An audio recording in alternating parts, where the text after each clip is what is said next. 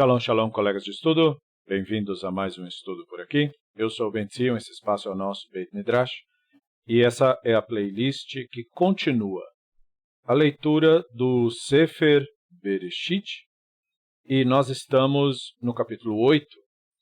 E, portanto, nós estamos na Parashat Noah. E nós daremos continuidade à leitura e possíveis esclarecimentos de temas que sejam evocados pela própria leitura da Parashá. Beseder? Então, sem enrolação. Ve'amai nayo alor ve'chassor ad ha-chodesh ve'asiri ba'asiri ba'echad la-chodesh niriu roshei eharim. Então, as águas continuando avançando até o 10º mês novo. Lembrando que eles chamam o mês de novo porque diz respeito à lua nova. Esse aqui determina o mês. No primeiro dia do mês novo, os topos das montanhas puderam ser vistos. Então, nós falamos em aulas anteriores, por que é que eles diziam isso? Tá certo? Por que é que eles falavam que as águas cobriram montanhas? Certo? Porque do ponto de vista de um planeta, como é o nosso ponto de vista, isso é literalmente impossível. Literalmente impossível. Não há água para isso. Então, o que é que eles estavam falando? Eles estavam fazendo alguma afirmação sobre o planeta Terra? Não. O planeta Terra não existia para eles. Certo? Existia o mundo, existia a abóboda, existia a dimensão flamejante. E as águas superiores separadas das águas inferiores.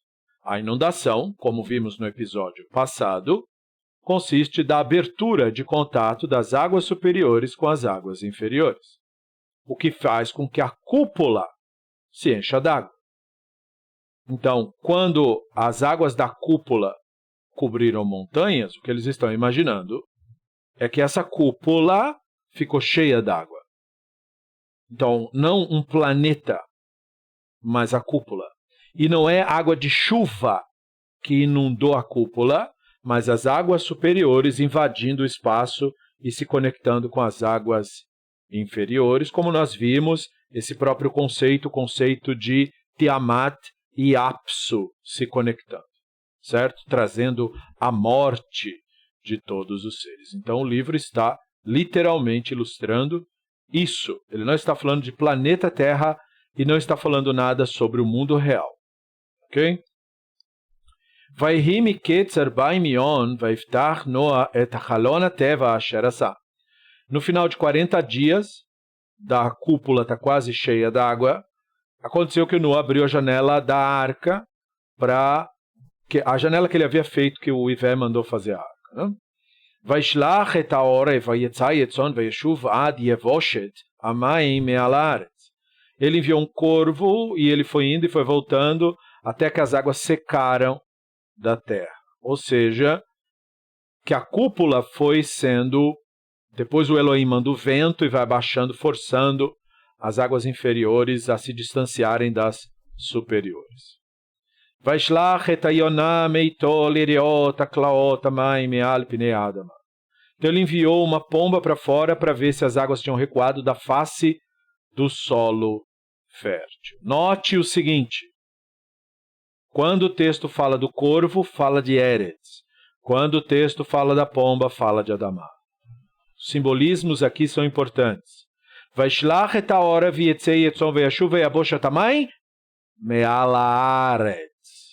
Agora, Vaishlach et Yonah meito lirot hakalot hamayim me'al pnei Adamá. Então, na simbologia que o livro quer emplacar, o corvo, que é a ave que não come, não faz oferta com corvo, ele representa a Haaretz, os países. Já a Adamá representa Yehudá, o território de Yehudá, o solo da onde o Adão foi tirado. Por isso a Yonah, que é uma ave que come e pode fazer oferta. Percebeu? O Yehudaíta que colocou isso, está colocando Yehudá como centro do mundo.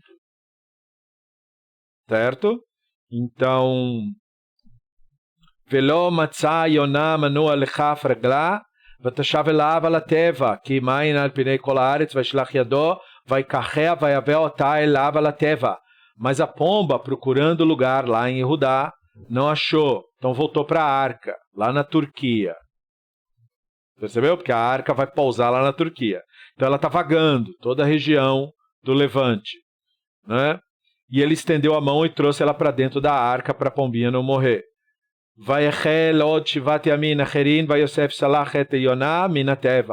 Esperou mais 7 dias, não 10 dias, não 3 dias. Esperou o Shabat, né? E mandou a pomba novamente para fora da arca. Vatavô elava Yonah latet erev hine ala zait raf bafia vayadeh Noah ki kalot hamayim me'ala. A pomba voltou para ele no período vespertino e tinha uma folha de oliveira, símbolo do território de Judá, arrancada do bico. Então Noa soube que as águas haviam recuado. Veja como o cara que escreveu esse texto não tem a menor noção de nada. Como que a ave teria arrancado uma folha de oliveira se depois de todo esse tempo e de toda essa água, todas as oliveiras estariam mortas?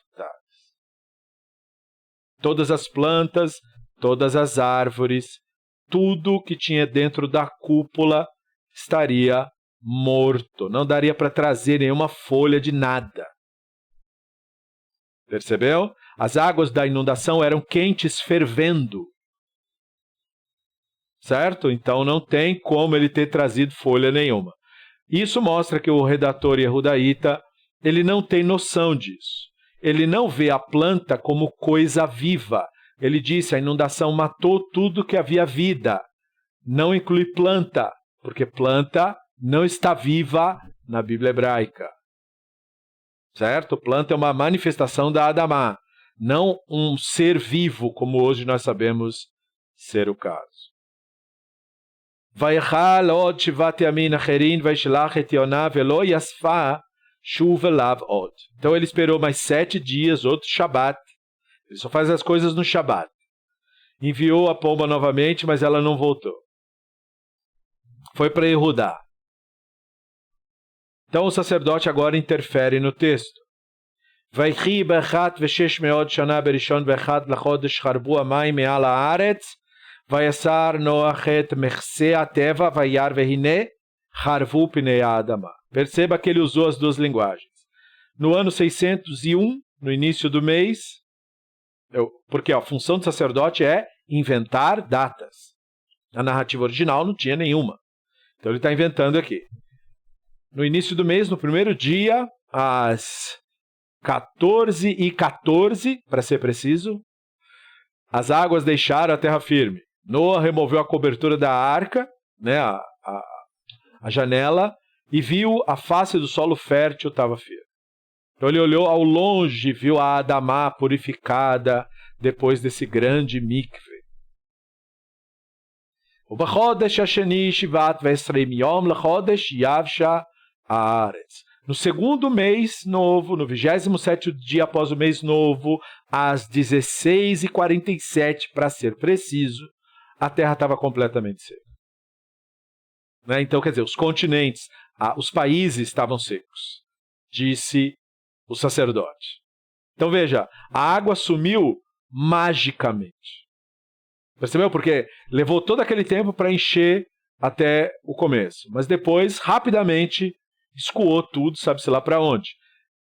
Quer dizer, nós sabemos para onde. A água foi puxada de volta para o domo celeste e as águas inferiores, elas recebem uma ordem para recusar.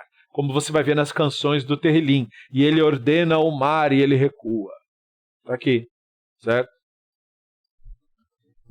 Vai daber Elohim el Noa lemor. Então, o Elohim fala com Noa, depois que está tudo seco. Tse minate vata vestecha uvanecha ushnei vanecha unshei vanecha itach. Sai da arca, você, tua esposa, teus filhos e as esposas dos teus filhos com você. Os sábios notam esse detalhezinho. Ele saiu da arca porque foi mandado. Os sábios brincam com a história de que a pessoa que é verdadeiramente uma pessoa boazinha para o Ivé, ele tem atitude, ele faz as coisas por iniciativa própria. O Noa era justo, mas não era muito justo. Olha só, ele só faz aquilo que manda. Ele só entrou na arca porque mandou, ele só saiu da arca porque mandou. Entende? Os sabinos vão brincar com esses textos, porque o texto fala uma coisa óbvia. Bastava dizer que estava seco e o texto bastava dizer, e Noa saiu da arca. Para que o texto tem que nos dizer, o Elohim mandou Noa sair da arca. Então o Talmud entende que é porque ele não queria sair. Percebeu a brincadeira? Kol achai asher itcha, kol basar ba'of ba'behema u'bechol haremes aromez al haaretz ayitze itach veshartzu ba'aretz u'pru al haaretz.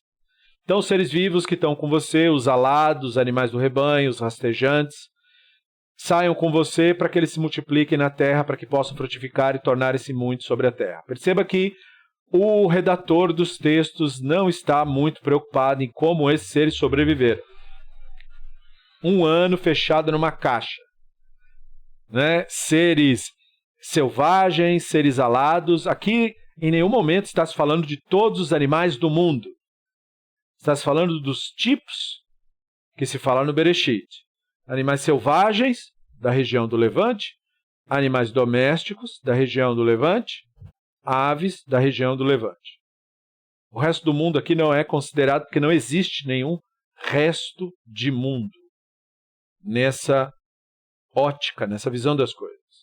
Ainda assim, é bicho demais para enfiar dentro de uma caixa gigante. E mesmo que você conseguisse enfiar os bichos todos, não ia ter suprimento para todos eles. Você não tem como proteger de frio, de calor. É mágica demais para esse problema todo. E é claro, não é necessário, porque toda essa cena é mágica. É uma cúpula, é uma abóboda que foi cheia d'água e agora as águas mágicas estão voltando aos seus respectivos lugares. Essa água é tão mágica que ela não matou a vegetação. Então eles vão sair, os animais de rebanho vão pastar, os animais que comem carne vão ficar magicamente esperando essa pastagem. Eles vão esperar mais um ano sem comer nada, até esses animais terem filhotes, para eles predarem os filhotes e finalmente comerem uma carninha. Percebe? O redator do texto não está preocupado com nada disso. Vayetze Noa uvanav eishto unshei vanav ito. Então Noa saiu, seus filhos, sua mulher, as mulheres de seus filhos com ele.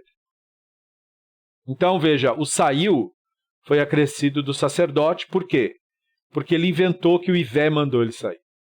Para que o sacerdote quer emplacar essa ideia? Para dizer que a pessoa boazinha só faz o que o Ivé manda.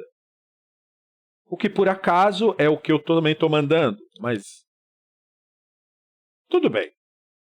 Percebeu? É mais ou menos o golpe do judaísmo. Você tem que cumprir os mandamentos de Deus. Ah, legal, deixa eu falar com Deus. Ah, não tem como falar com Deus. Você vai ter que falar comigo, eu sou o secretário, prazer. Rabino Yitzhak. Eu sou o secretário. Eu que digo para você o que é que o Deus quer e o que é que o Deus não quer.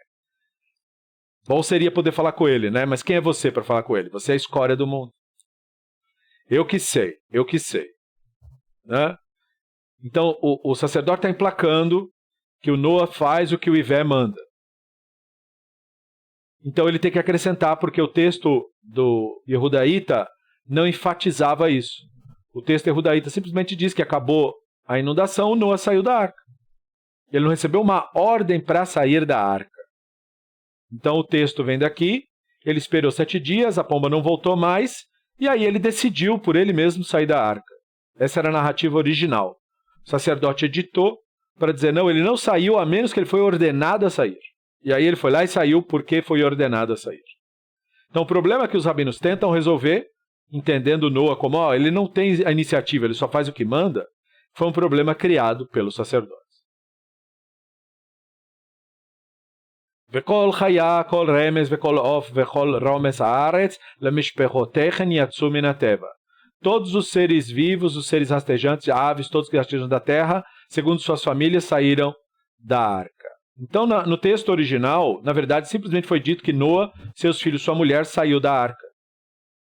O texto original não estava dando muita atenção para os animais, porque depois o texto original vai fazer outra coisa com os animais, como nós vamos ver. Mas o sacerdote não gostou muito, e ele quis dizer que os bichos saíram junto também.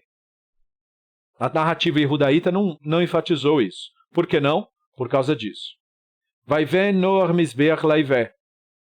Vaikach mikol abehema tahor, mikol aof tahor, ve'alolot misbeach. Noa pegou todos aqueles bichos e matou. Na narrativa original da arca, Noa fez um altar para o Ivé. Pegou de todos os animais. Olha lá. Vaikach mikol abehema tahora. Mikol aof tahor, ve'alolot bamizbeach. Ele pegou todos os animais ritualmente puros, todas as aves ritualmente puras e matou. Pergunta então como que tem ave ritualmente pura então? Que ele matou todas elas quando ele saiu da arca. Ele só deixou vivo o animal impuro. Ai que maravilha, é bom ser animal impuro, né? Ninguém te mata. Mas ser animal puro é uma porcaria, que você acaba morrendo, né? Vaiarech ivé et reicha nichocha vayomer. Ive el libo, lo hosif lekalel od adama bavur adam, ki yetzer lev adam ra, menurav, velo yosif od lehakot, et kol chai kasher asi. Então, a história do Jardim do Éden conclui-se aqui. O Ivé sentiu o aroma agradável da oferta, a oferta que o Yehudaíta leva, a oferta que se faz no culto do Ivé, e aí ele disse, nunca mais amaldiçoarei a Adamá, o solo fértil, por causa do Adam. Aqui é a conclusão daquela história que começou lá. Maldita é Adamá por tua causa. Agora está resolvido, a maldição é removida. Nunca mais amaldiçoarei a Adamá por causa do Adam. A conclusão é a mesma. A inclinação do Adam é mal. Ele tem um Yetzer Hará. Daqui que vem os rabinos criarem. Temos o Yetzer Tov, Yetzer Hará. Ki Yetzer Levadam Ra. Desde a sua juventude. Ou seja, desde que ele é um ser humano pequeno. Aqui não há conceito de infância nem de adolescência. Então, desde que ele é pequeno, ele já é malvadinho. Já gosta de arrancar a cabeça de formiga e botar para morder outra. Gosta de ficar torturando gatinho. O bicho é ruinzinho. Esse macaquinho é ruinzinho. Nunca mais destruirei todos os seres vivos como fiz. Então a Bíblia hebraica é clara sobre isso, né?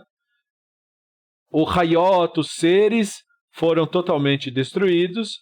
Aqui não inclui planta, nem inclui peixes. Percebeu? Nenhum desses é considerado Rai no contexto aqui. Só aquilo que tem Ruach é considerado Rai. Percebeu? Então a planta não é, embora seja ser vivo. Nenhum ser de micro-organismo também não. E por que o mundo não ficou cheio de cadáveres? Porque as pessoas foram dissolvidas nesse lor. A água da inundação é quente, saiu das profundezas. É vulcânica e veio a água do fogo celestial ainda por cima. E, portanto, o problema da arca não era nem a questão de estar vagando, e sim como ela ia suportar toda essa temperatura. Não importa, esse mundo é mágico, certo? Od kol yemei haaretz zera vekatzir vekor vechon vekaitz vechoref bayon valayla lo yaboshtu. Nunca mais ocorrerá novamente, todos os dias da terra, tal destruição, essa da inundação. Então, o que essa inundação fez de diferente?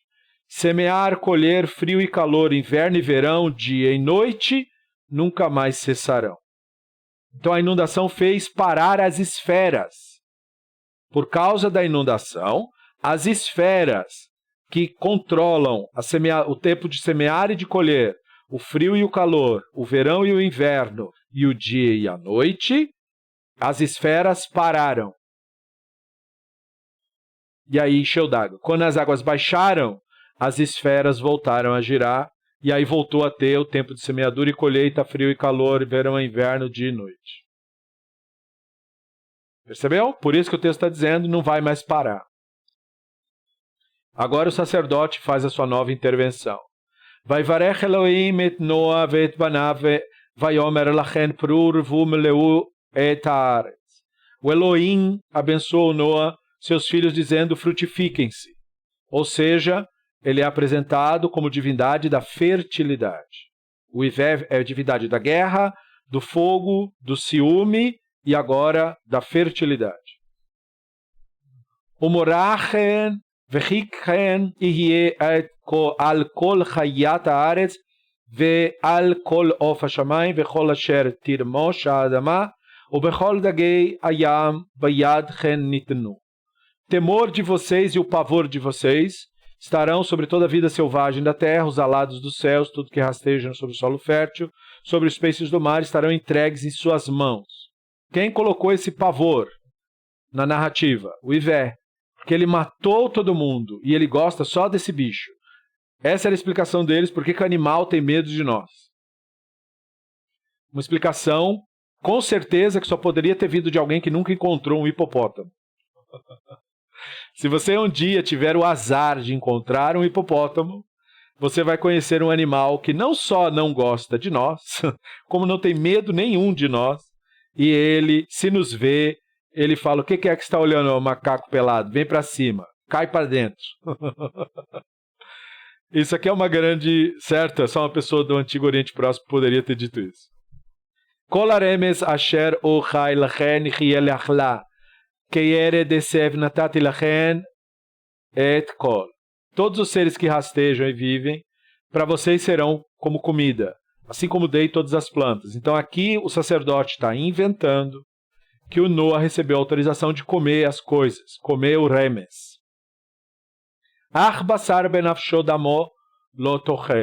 Você só não vai comer a carne com a nefesh. A nefesh é o movimento do sangue. Não, isso você não pode comer.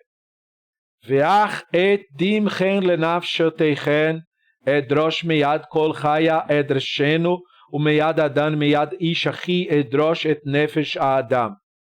No entanto, também pelo seu sangue, pela sua própria nefesh, eu exigirei satisfação. Todos os animais selvagens eu vou exigir satisfação do sangue. E do Adão, cada um com relação ao seu irmão, vou exigir satisfação pela nefesh do Adão. Por que o sacerdote está acrescentando essa cláusula? Ele já falou. Porque no livro dele, do Vaikra, o Sefer, o Torá Kohanim, o sacerdote proíbe comer sangue, porque isso é o rito de Canaã. Então aqui ele está dizendo que os Canaani estavam errados por comer sangue, porque isso teria sido mandado para o Noah. É por isso que o Ivé, segundo o sacerdote, ele que inventou a história toda, é por isso que o Ivé estaria mandando parar de comer sangue, não porque ele estivesse proibindo a religião ancestral Canaani barra Israeli. Não. É porque tinha sido mandado para o Noah, ele está inventando no texto. Veja que na narrativa iehudaíta isso não constava. O sacerdote que acrescentou isso, inventou essa história para justificar. Por isso, os Canaani são culpáveis. Eles são culpáveis porque o Ivé já tinha mandado que não pode comer sangue, eles ficam seguindo essa religião deles, embora o Ivé já tinha dito que não é para fazer isso. Mas isso é o sacerdote que está literalmente inventando. Ok? Então eu vou exigir responsabilidade pelo sangue, ele está falando. Vocês não vão comer sobre o sangue. E vocês não vão abater um animal do jeito que se fazia no antigo ritual. Vocês só vão manipular sangue conforme ordenado. Shofer danadan ba'adan damo ishfach, ki betzelem Elohim asait Adam. E aquele que derramar o sangue do Adão, pelo Adão terá o sangue derramado, porque o Elohim fez o Adão à sua imagem. Todo mundo lê isso achando que ele está falando de assassinato. Mas ele está falando de religião. Ele não está falando de lei civil, ele está falando de religião. Por isso que ele disse, você não vai comer a nefesh com o sangue. Esse é o começo do assunto. Você não vai comer a nefesh com a carne. Por que alguém faria isso? Naquele contexto e na linguagem do sacerdote, seguindo o rito Canaani. E aí, você tem que saber que manipular o sangue é muito perigoso. Eu vou exigir satisfação disso. E aquele que derramar o sangue do Adão, aquele que fizer um sacrifício humano, como faziam os moabitas, como faziam os povos Canaani, ele terá o seu sangue derramado, porque o Adam é a imagem do Elohim, e é por isso que nós estamos banindo a religião Canaani, que aceita fazer o sacrifício humano. E você tem isso em registro arqueológico, de fato, que os povos moabitas, por exemplo, faziam sacrifício de pessoas, e tem até o rei moabita, descrevendo ele mesmo, degolando o filho dele para a divindade, se não me engano, Chemosh. Ve'atem preu revur shirtzu ba'aretz urvuva. Quanto a vocês, descendência de Noa pelos Yehudaítas, frutifique-se e multiplique-se entre a terra. Vayomer Elohim el Noa ve'el banav ito lemor. Aí o Elohim falou para o Noa, no texto sacerdotal. Ani ineni makim et briti itchen ve'et zarachen acharechen. Quanto a mim, minha aliança eu vou estabelecer com você e com a sua descendência. Isso aqui, 3 séculos antes da Era Comum, entra na mentalidade rabínica e se torna o que os rabinos vão chamar de Sheva Mitzvot Bnei Noah. O pacto que o Ivé, segundo o sacerdote, eles não sabiam que era segundo o sacerdote, nós é que sabemos, segundo o sacerdote teria estabelecido com Noah. Ve'et kol nefesh achaya asher itchen ba'of v'bahema ubechol chayat haaretz itchem lechol yotzei ateva ulechol chayat haaretz. Com toda a nefesh que está com você, com os animais do rebanho, toda a vida selvagem, todos que saíram da arca, todas as criaturas vivas da terra, portanto não inclui insetos, nem plantas e nem peixes. É vivas da terra. Ve'akimoti et biriti itchen velo ikaret kol basar od mimei amabul velo hie od mabul leshachet haaretz. E o pacto consiste no seguinte, diz o sacerdote: nunca mais destruirá toda a carne, o Ivé, por meio de inundação. Nunca mais haverá inundação. Então, atenção. Segundo o sacerdote, o pacto que o Ivé faz com Noa é uma promessa de não trazer mais a inundação. Tem nada a ver com regras. Tem a ver com Noa continuar sendo Noa, ele já era uma pessoa justa, continua sendo você, vou fazer um acordo com você, vou fazer uma promessa para você. Não vou mais destruir o mundo. Então o problema do Bereshit está resolvido e acabado aqui. Vayomer Elohim, zot ot briti, abrit asher ani notem benei ubeneichen, uben kol nefesh chaya asher itchen ledorot olam. O Elohim falou, este é o sinal da aliança que eu estabeleço entre mim e vocês, e a nefesh chaya, os seres vivos pelas gerações do mundo. Atenção, o livro está dizendo que o Elohim tem um pacto com todas as pessoas e todos os animais. Essa parte é ignorada pela religião. Se a interpretação rabínica, que realmente consta na tradição, mas se essa interpretação tivesse certa, então tinha que ter também o envolvimento dos animais, porque ele está dizendo que o sinal da aliança é para as pessoas e para os animais. Tá certo?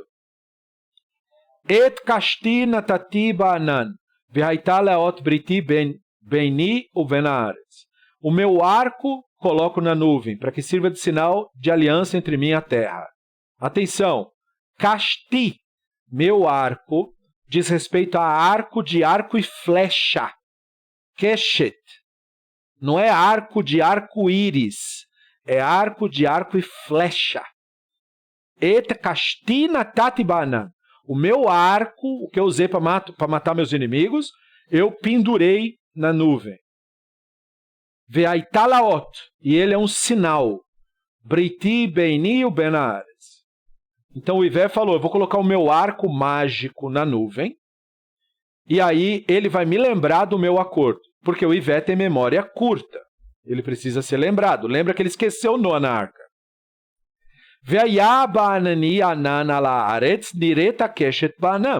Então vai ser assim, ó. Para que eu estou pondo o meu arco na nuvem? O sacerdote está inventando. Quando eu cobrir a terra com nuvens, eu vou fazer chover e vocês vão pensar, ai, vem outra inundação. Então eu vou fazer o meu arco aparecer na nuvem depois. Aí eu vou lembrar do meu pacto.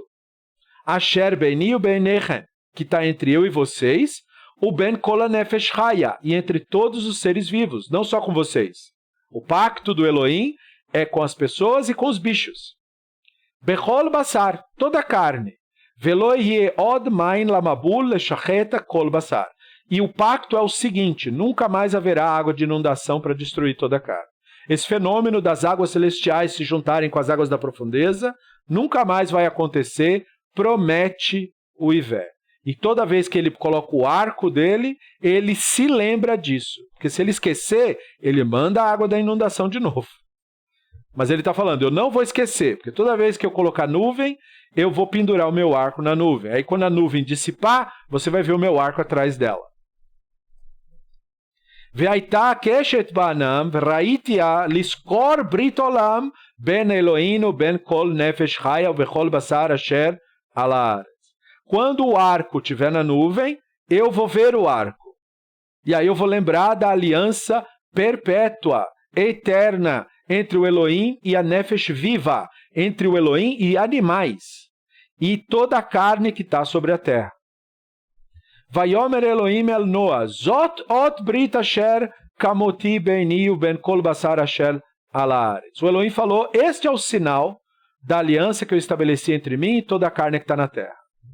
Então veja, ele não está falando nada de mandamento, ele não está falando nada de regra de religião.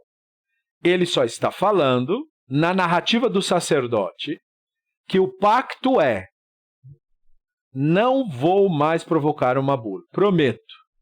Qual a garantia de que eu vou cumprir o pacto? Quando eu colocar nuvem, que eu vou continuar fazendo isso, vou continuar assustando vocês com tempestades, e vocês vão pensar, e agora o Elohim vai quebrar aquela promessa e colocar uma bula de novo? Não se preocupem. Quando dissipar as nuvens, vocês verão o meu arco. Aquele arco vai me lembrar do pacto. Percebeu? Por isso o Talmud vai interpretar isso naquele sentido que falamos. De que, olha, quando tem uma chuva torrencial, isso quer dizer que o Ivé está bravo e ele mataria de novo todo mundo no mundo. Mas aparece o arco, aí ele lembra de que não é para fazer isso. Ou seja, uma chuva torrencial não é um sinal bom, é um sinal de que o Ivé está bravo. Quando vê o arco, não é um sinal bom. É um sinal que se não fosse o arco, ele ia matar todo mundo de novo. Mas aí o arco lembrou, prometi que eu não ia fazer isso. Então esse é o pacto do Noah, de acordo com a narrativa inventada pelo sacerdote. Os rabinos perceberam que esse argumento é fraco, então eles inventaram o que eles inventaram para os Ehudaítas. Se o pacto dos Ehudaítas consiste em mandamentos, o pacto do Noah também deve consistir em mandamentos. E aí eles inventaram, da cabeça deles, as Sheva Mitzvot Bnei Noah, como nós explicamos no curso da Sheva Mitzvot Bnei Noah. Eles pegaram versículos e começaram a dar interpretações midráshicas para o versículo. Por quê? Porque não tem. Certo? E eles entenderam que isso era importante, que era uma maneira de expandir a ideia do Ivé para ele estar envolvido com todos os povos e não só com os Ehudaítas. Vaihiu vnei Noah vayotzim minateva Ashan vechan veyafet vecham uavi Chnaan. Os filhos de Noah saíram da arca, foram Shem, Han e Yafet. E Cnaã, dizia o texto original, mas aí o sacerdote editou. Han é o pai de Cnaã. Segundo o texto original, Noah tinha 4 filhos. Shem, Han, Yafet e Cnaã. Por alguma razão,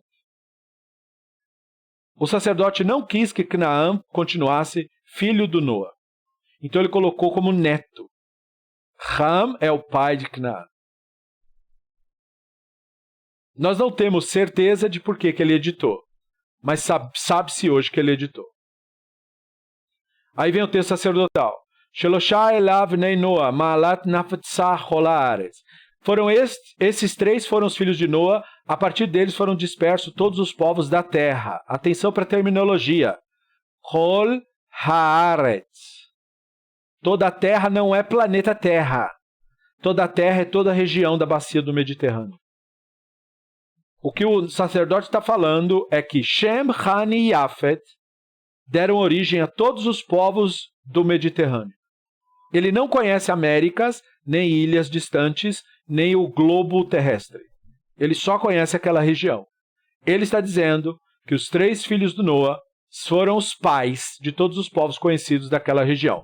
As chamadas 70 nações, que são só aquelas nações daquela região. Vayachel Noa isha adama vaiten kren. Agora Noa era um homem da terra fértil e plantou uma vinha. Veja, essa era a continuação da narrativa Yehudaíta normal. Saiu os 4 filhos e o Noa foi plantar uma vinha. Vayesht min hayain vaishkar vaitgal betoch ahalo. Ele bebeu vinho, ficou embriagado e se expôs no meio da tenda. Então esse vaitgal quer dizer ficou pelado. Vayar, olha a edição. Vayar hamavi chnaan et ervatavi vayeged lishnei chav bachutz. Então o texto original falou que Canaã viu a nudez do pai e contou aos 2 irmãos do lado de fora. Ou seja, Canaã entrou no recinto. Aí o sacerdote falou, Han, o pai de Canaã, fez isso. De novo, o que será que ele quis aqui? Vaikach Shen vayafet et asimla vayasimu al Shchen shneihen vayilchu achoranit vaychasu et ervat avichen ufneichen achoranit vervat avichen lo rau. Então Shem e Yafet pegaram uma capa, colocaram nos ombros, 2 caminharam de costa para cobrir a nudez do pai. Todo esse esforço para não ver o pai pelado. O texto está dizendo Yehudaíta. Seus rostos estavam voltados para trás. A nudez de seu pai eles não viam. Ou seja, eles foram andando de costa e cobriram ele. Né?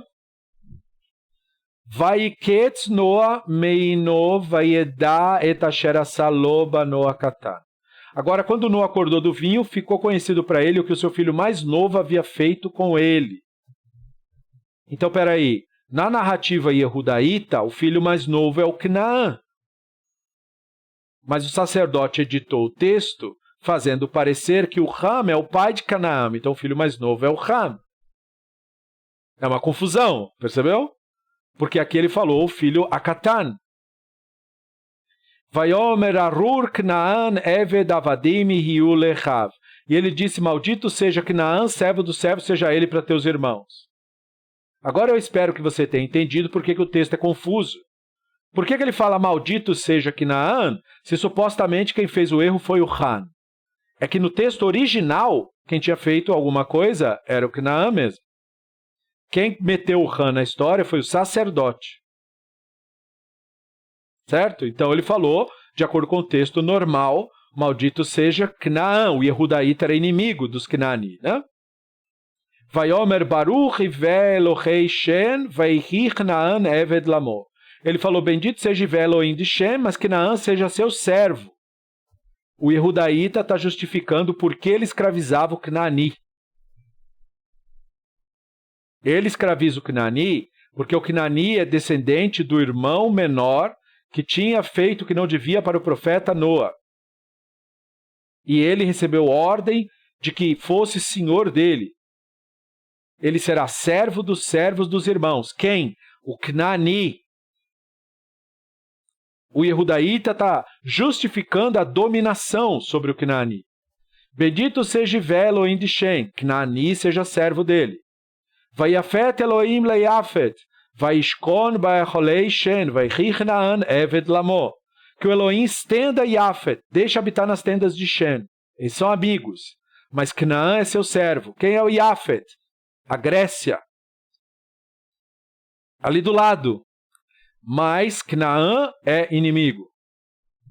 Agora o sacerdote editou o texto de novo. Vayhi Noa haramabul shelosh meod shana v'chamishin shana. Noa viveu depois da inundação 350 anos. Inventou o sacerdote, usando o modelo babilônico de homenagem a personagens. Vayhi kol imei Noa tesha meod shana v'chamishin shana vayamon. Todos os dias de Noa foi 950 anos, então ele morreu. Inventou o sacerdote. Ve'ele toldot bnei Noach, Shem, Han ve'Yafet, vivaldu lachen banim achar amabul. Esses são os descendentes de Noa. Ele falando de novo para corrigir o texto anterior. Shem, Han e Yafet. Tirou o Canaã da história. O Canaã não é nosso parente. O Canaã não é nosso... Ele tirou. Estava no texto Yehudaíta. Ele tirou. Ele colocou só Shem, Han e Yafet. Tirou o Canaani. Percebeu? Filhos lhe nasceram depois da inundação. Bnei Yafet, Gomer, Magog, Madai, Vayavan, Tuval, Meshech, Vetiras. Então os filhos do Yafet, Gomer, Magog, Madai, Yuvan, Tuval, Meshech e Tiras. O que nós estamos lendo aqui nessa parte? A chamada Tábua das Nações.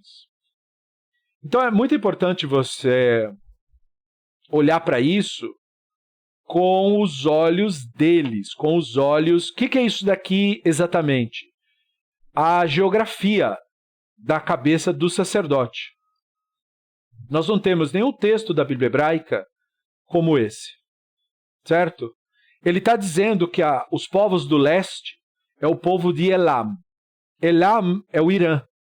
Ele está dizendo que os povos de Tarsis, Tarshish, Tires, são os povos do sul. Sul do quê? Da Espanha. Ele está dizendo que os povos da África Oriental, o povo de Seba e o povo de Sabá, é o Iêmen, ao norte. E ele está falando de uma menção a Ashkenásia, né? O sentido indo para... como se fosse para a Ucrânia. Então veja, é daqui que sai a ideia de que as 70 nações descenderam e tal.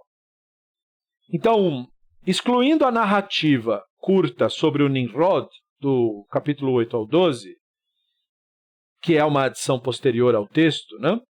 O Bereshit 10 tem 70 nomes de nações ou cidades, que para eles eram a mesma coisa, e o número era, obviamente, simbólico.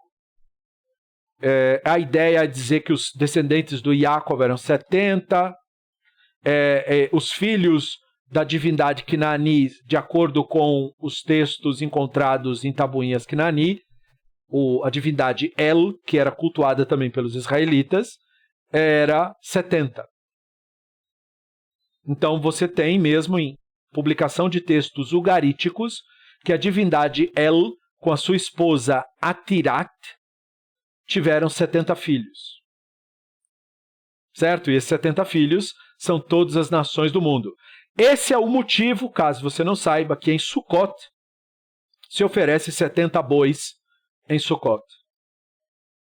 Os 70 bois de Sukkot é um resquício do culto do deus cananeu El e a sua esposa Atirat e os seus 70 filhos. Certo? Então, o cara está fazendo uma estrutura aqui, falando de Shem, de Han, de Yafet, e apresenta agora essa lista, e você tem 14 descendentes de Yafet, 30 descendentes de Ham, 26 descendentes de Shem. Olha os números. Olha os números. 14, 30, 26. Então, ele coloca o Shem, né, ancestral de Avraham, e finalmente Israel. Ele é o clímax da lista. Percebeu? Por isso você será servo de Shem. Você vai ser servo de Shem. Então ele está escrevendo de trás para frente, mas se colocando como mais importante. Por quê? Porque sim. Porque é ele que está contando a história. É o sacerdote que está inventando isso, afinal de contas. Certo? Ever seria o ancestral que é chamado epônimo, né? Da onde o termo hebreu teria saído, seria porque eles eram descendentes de Ever, os Ivrim. Certo? E para dizer que é do Ever que começou a falar a língua hebraica, o Ivrit. Isso é lenda, isso é mito, e não existe comprovação arqueológica do povo chamado povo Ivri. Não há nenhuma comprovação. Israeli sim, Yehudaíta sim, Canaani sim, mas hebreu é uma narrativa. E a origem da narrativa está aqui na historinha que o sacerdote está contando. Então, o princípio organizacional do Bereshit 10 é geográfico. O Yefet, o Han e o Shem correspondem aproximadamente a uma divisão do mundo em 3 partes: Europa, África e Ásia, nós diríamos hoje. Mas é preciso lembrar, a divisão do mundo entre Europa, África e Ásia era usada pelos gregos, época em que esse texto é escrito. Tá certo? Então ele está, novamente, como falamos em outras partes, comunicando conhecimento de gente que estudava. Ele não está contando uma historinha sobre biologia e a origem da humanidade, como gente iludida fala. Não, ele está falando da sua vida, ele está destilando seus vastos conhecimentos de geografia. É isso que ele está fazendo. Ele está querendo a admiração. Olha, ele sabe tudo, onde estão todos os povos, onde está para todas as terras, é o conhecedor de todas as terras. Ele está destilando conhecimento aqui. Ok? Conhecimento valorado naquela época. Então ele dá atenção no começo para o Iafet e os seus descendentes. Então o Iafet é representado como ancestral de várias nações, desde Anatólia e do Mediterrâneo, ou seja, norte e oeste de Israel. Yavan é como se chamava em latim Jônia, certo? Morada do povo grego. Grego não se chama de grego, né? É Yevanit, né? Em hebraico se fala Yevanit, ou seja, de Yavan, de Jônia, né? E é o povo grego que está se falando do oeste da Turquia e depois da Grécia em geral. Quando se fala de Madai, dos Medos, está se falando dos iranianos. Quando se fala da Askenásia, está se falando principalmente da Ucrânia, certo? E da Sibéria, e dessa parte do mundo que era conhecida por eles naquele período. E vários lugares da Ásia Menor, não é? Que é a atual Turquia. Todos esses locais eram locais que eram conhecidos do mundo grego e conhecido por eles. Então, ele fala que o Ivé amplie Iaft e Efet. Que o Ivé amplie Efet. Por quê? Porque ele está fazendo uma referência às conquistas gregas. Alexandre o Grande ampliando os territórios gregos, os grandes conquistadores, certo? Ele está fazendo um elogio para dizer que essas conquistas todas de Alexandre, esse verso foi citado para Alexandre o Grande, dizendo: nossa divindade tinha previsto que você conquistaria o mundo. Olha só o que está escrito, que o Ivé aumente Iefet, que é você. Eles deram um jeito de cair nas graças do Alexandre. Percebeu? Então os filhos de Yavan representam os povos mediterrâneos. Elixá representa gregos de origem mais cipriota, de origem não fenícia. Tarshish se refere, é mencionado em vários locais na Bíblia hebraica, você sabe muito bem disso. Tarshish é equiparado ao sul da Espanha, certo? Local de navegação, e a Bíblia hebraica atribui a uma área em que os fenícios trouxeram de volta ao domínio da região do Levante. Aí você tem Kitim. Kitim é os cipriotas, também de origem fenícia. E os Rodanim são povos que viviam em ilhas, as ilhas de Rhodes, certo? Então, depois disso, você tem os descendentes de Han. Veja que tem intervenção de sacerdote Hashmonai aqui. Maale nifrdu yaya goim be'artzotam ishlil sholem shpechot begoyehan. Essas nações costeiras, foram divididas por suas terras, segundo suas línguas, de acordo com seus clãs. Por quê? Porque está falando de ilhas, os Dodanim. Então aí o cara interferiu no texto. E aí começa a falar dos descendentes de Ham. Então os descendentes de Ham aqui é Cush. Cush é Etiópia, né? Mas na verdade, segundo alguns pesquisadores, tem que ver com a região norte do Sudão e sul do Egito, sul de Assuã, áreas como Núbia, naquela época chamada assim. Mitzrayim é Egito, Put é Líbia, é como se fala Líbia nessa língua, e Canaã, que é a região da Palestina, né, que envolve inclusive o território do Líbano também. Então Cush também envolve Havilá. Havilá é o sul da Arábia, Dedan é noroeste da Arábia, Sabá é da onde vem lá a rainha de Sabá, né, e tal. Então regiões mais a sudoeste, no Iêmen, né? E Seba é África Oriental, que é relacionado a Sabá. Não se sabe direito se eram locais considerados distintos ou não, nesse período que o cara está escrevendo o texto. E Canaã, obviamente, ele está aqui colocado como ancestral de Sidom, de Het. Então o povo hitita está envolvido aqui. O Yebusi, Amorig, Garshi e Ivi é a região ali da Palestina. E depois o Arri, o Sini, o Arvadi, o Zimari, o Hamati é a região da Fenícia, os fenícios, certo? Então depois vem os descendentes, e aí ó, ele está colocando o Nimrod, tá vendo que é o sacerdote Hashmonai que inventou toda a história do Nimrod aqui, que a gente não precisa entrar para poder entender o texto. Então aí vem os filhos de Shem. Os filhos de Shem, para a gente entender, Elan é noroeste do Irã, certo? Então você envolve aí, isso aí é dizer que você também é parente. E isso é muito estranho, tá? Por quê? Porque a língua elamita não é considerada uma língua shemita. Mas o cara está colocando como se fosse ligado. Está falando de Ashur, de Arpachad, como filhos de Shem. E o nome Elam é encontrado na Bíblia hebraica até mesmo em Ishayahu 21. Não é? Então, mas depois da conquista por Koresh, não é? Que é persa, então o lugar Elam vira sinônimo de Pérsia. Mas Elam era uma região não semítica, era do povo elamita, mas que o cara está tratando como se fosse de descendente do Shem. Ashur, obviamente, é a Síria. A Síria é Iraque, certo? Arpachshad, depois da Pérsia e de Ashur, vem os caldeus. Então, os caldeus são representados Kasdim, da onde vem o Abraão. Abraão vem de Ur dos Kasdim. Então, do território de Arpachshad, dessa família que ao mesmo tempo é retratado como se fosse uma pessoa, né? Lud é Lídia, oeste da Ásia Menor.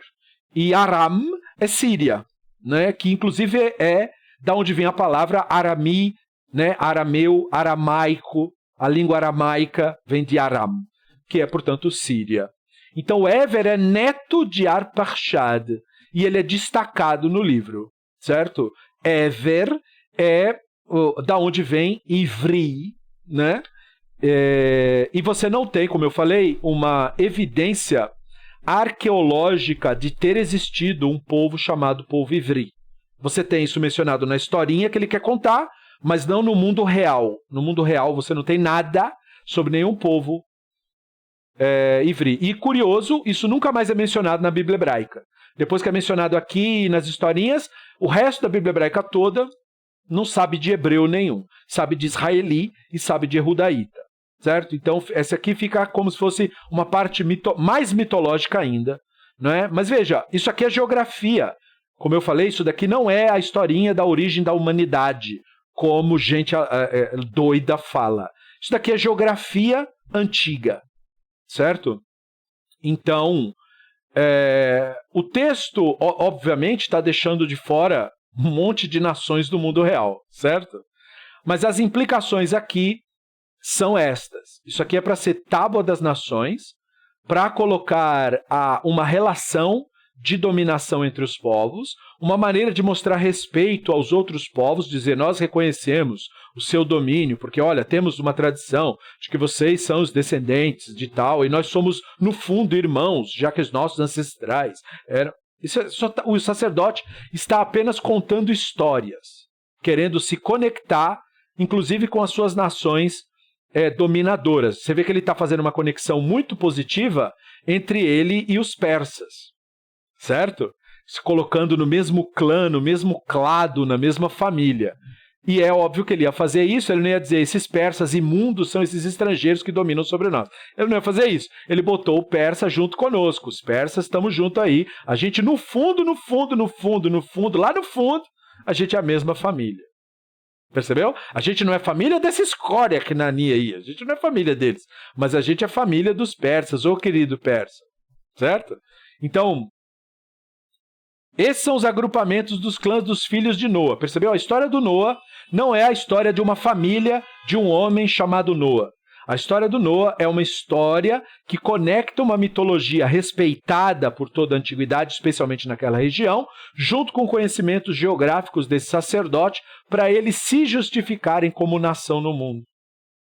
para eles se justificarem para eles mesmos, para os seus dominadores e para os demais povos, dizendo, nós também temos aqui o nosso lugar. E ele está conectando isso com a velha tradição yehudaíta que contava essa história sem tanta ênfase, sem tantos detalhes, sem falar do Nimrod, sem esses detalhes todos. Eles pegaram aquela história original, que era a história yehudaíta, e aumentaram em cima dessa história. Percebeu?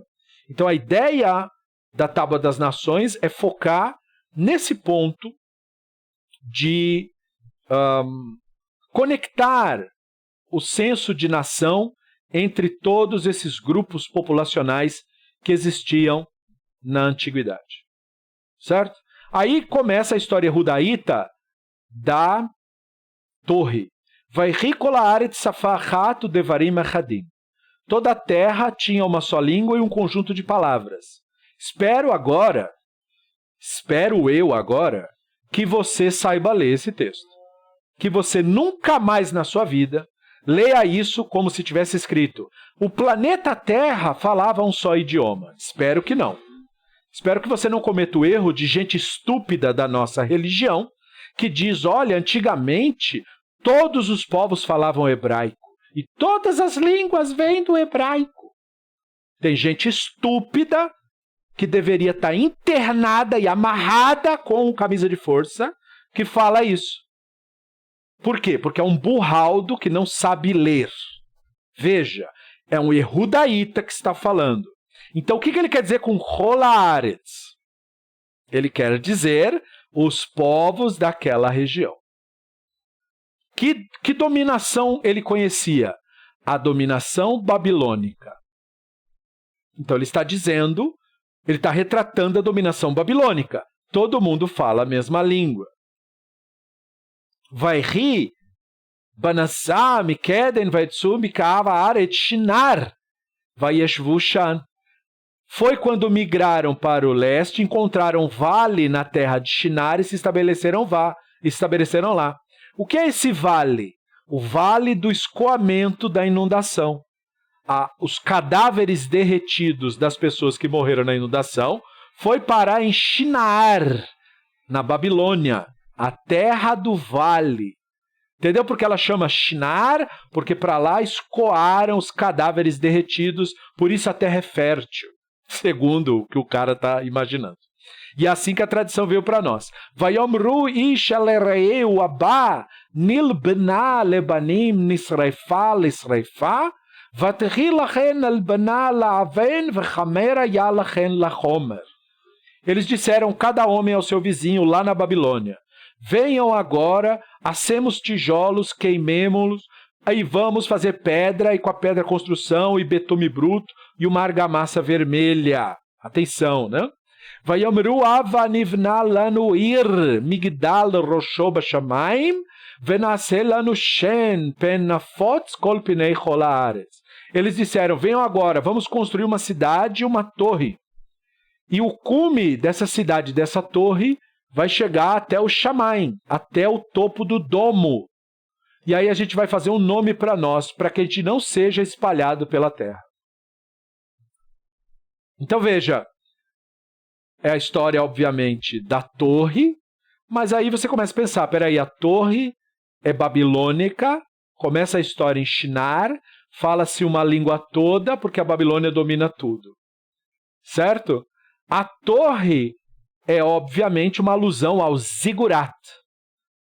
Zigurat era um artefato, uma espécie de templo, era a versão de pirâmide dos babilônicos, se você preferir. E o zigurat era uma das principais e majestosas construções que os babilônicos faziam para fazer a sua comunicação com os deuses. É no zigurat que os deuses desciam para comer as comidas que os babilônicos levavam como oferta. Só que, por alguma razão, esse Yehudaíta está contando que essa história é uma história de arrogância. Nós não queremos nos espalhar, nós queremos nos juntar e ficarmos fortes. Ele está fazendo uma alusão ao poder imperial babilônico, passando os babilônicos como arrogantes. Percebeu? Então, É da mesma forma que os babilônicos são descritos em outros livros, né? Babilônia se eleva até o céu, será derrubada até o Guerrinom. Percebeu? Babilônia arrogante, a Babilônia que quer dominar tudo. É a mesma coisa que ele está fazendo aqui. Os povos babilônicos faziam zigurat porque eram povos arrogantes. Queriam fazer uma torre e ficar famosos no mundo inteiro. Por quê? Porque era de fato majestoso. Se você botar na internet zigurat, você verá imagens do zigurat, eles são realmente impressionantes. Tanto quanto as pirâmides do Egito ou qualquer outra grande construção de povos antigos. Então, Vayered velirot etair asher migdal asher banu bnei Adam. Então, o Ivé desceu para olhar a torre que os terráqueos que o Bnei Adam estava construindo. Então, veja, o Yehudaíta chama o babilônico de Bnei Adam. Tá certo? Porque o Yehudaíta entende o babilônico como Bnei Adam. Ele entende o babilônico como ligado a ele de alguma forma. Vayomer Ivé chen am echad vesafa echad lechulam ze vechila lasot ve'ata lo yivatzer mehen kol asher imzu lasot. Então o Ivé falou, olha, eles são um povo só, uma língua só, daí não vai haver barreira para o que eles vão fazer. Eles serão uma força muito potente e não vai haver quem detenha eles. E isso eu não posso deixar, disse o Ivé.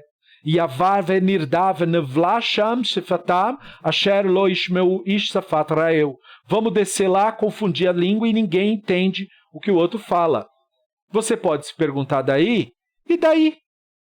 Como que isso atrapalha o plano deles? Acontece que a Babilônia foi invadida por grupos populacionais que não detinham a mesma língua babilônica. Percebeu? Então eles foram invadidos por outros grupos e outras culturas, no desejo que eles tinham de fazer uma cultura hegemônica, digamos assim, global. Isso é uma polêmica contra a Babilônia, contra o zigurat e contra a divindade babilônica, o Marduk, especificamente o Marduk Esagil. O livro deles, a pedra, depois traduzido em livro, que é o Enuma Elish, fala dos planos do Marduk, porque o Marduk tem várias apresentações, né? Como os católicos com a Nossa Senhora de não sei do que e a Nossa Senhora de não sei o que lá. Então o Marduk também tem Marduk disso e Marduk daquilo. E tinha o Marduk, que era o Marduk Esagil. O Marduk Esagil, isso consta mesmo no Enuma Elish, queria fazer uma torre que fosse a sua sede de poder perante os deuses. Foi disso que os Yehudaítas tiraram, foi desse conhecimento que os Yehudaítas tiraram a história da torre. Claro que provavelmente não na época que eles estavam sob a dominação, mas depois dela. Depois que começa a ter o declínio da Babilônia, surge essa história por parte de Yehudaítas. Certo? Então o zigurat tem vários desses monumentos e o Enuma Elish fala que o Marduk Esagil queria fazer uma torre para ter o domínio completo e ser o Deus supremo do panteão, o Deus chefe. Só que aqui você está vendo, o Ivé está sendo retratado pelos Yehudaítas como sendo o supremo. Então como ele fez? Ele confunde as línguas e aí eles não se entendem mais, os povos da região, os babilônicos, os assírios, os fenícios, e aí eles começam a brigar entre eles. E aí um começa a invadir o outro, e aí acaba o reino babilônico. Essa é a ideia de que vamos confundir suas línguas, porque aí eles não vão mais se ver como um mesmo povo, vão brigar entre eles.